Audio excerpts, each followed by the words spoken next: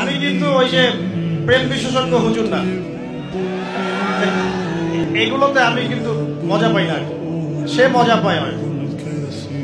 আমি কিন্তু এই জিনিসগুলোতে মজা পাই না।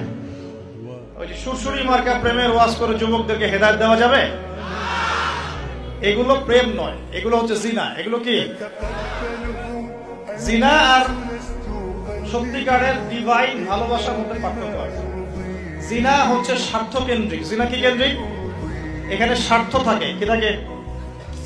আর যখন আপনি ডিভাইন লাভ, আল্লাহর পক্ষ থেকে ডিভাইন ভালোবাসা আসবে বিয়ের পর, তখন সেখানে শুধুমাত্র স্বার্থ থাকে না, বরং কোন কোন ক্ষেত্রে নিজের স্বার্থ ক্ষুণ্ণ করে আমরা স্ত্রীদের স্বার্থ দেখি না? এটা ডিভাইন। তখন আপনি রেসপন্সিবল পারসন, আপনার দায়িত্ববোধ আছে। এটা শুধু একটা যৌন সম্পর্ক না, এটা একটা ভালোবাসার দিলের সম্পর্ক, আত্মায় আত্মায় সম্পর্ক। একজন কষ্ট পেলে আরেকজনের লাগে, আরেকজন খুশি হলে আপনারও খুশি লাগে। সে বিপদে পড়লে আপনি তার পাশে থাকেন, আপনি বুঝতে পারেন যে আপনি তার দিকে সম্মানের চোখে তাকান, ভোগের চোখে তাকান না। তো এই যে প্রেম বিশেষজ্ঞ কিছু কিছু বের হয়েছে, এগুলো থেকে আমাদেরকে বের হয়ে আসতে হবে। আল্লাহ পাক তৌফিক দান করুন। ইয়াং জেনারেশনকে মহব্বত করতে হবে আল্লাহর সাথে। কার সাথে?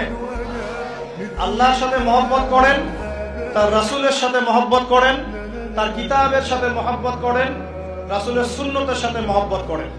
ইনশাআল্লাহ পুরো দুনিয়া আপনার হয়ে যাবে। ইনশাআল্লাহ দুনিয়া তো কিছুই না, পরকাল পুরোটাই আপনার হয়ে যাবে ইনশাআল্লাহ।